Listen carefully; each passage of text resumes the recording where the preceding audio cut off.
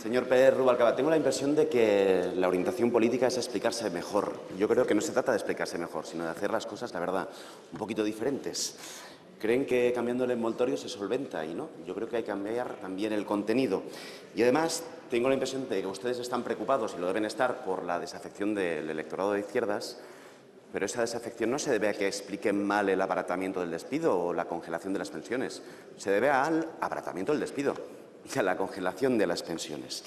Y por eso creo que su Gobierno tiene la oportunidad para cambiar esa política económica tan injusta, tan insolidaria y tan inequitativa, porque pide mucho a los que menos tienen y pide nada, casi nada a los que más tienen.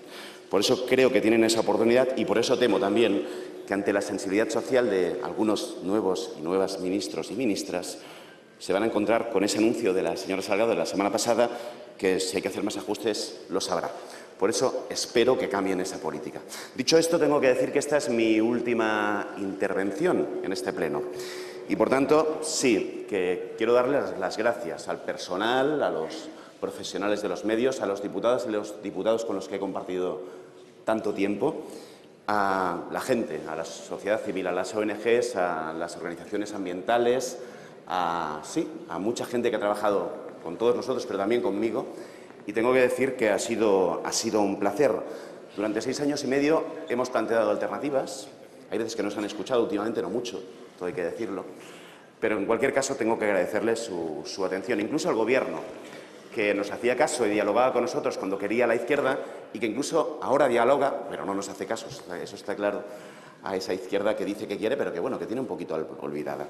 En cualquier caso, yo quería agradecerles a todos y a todas el trabajo compartido, el esfuerzo compartido, también a los miembros de la mesa y a su presidente, y decirles que voy a Cataluña a intentar, sí, que los valores de la izquierda continúen.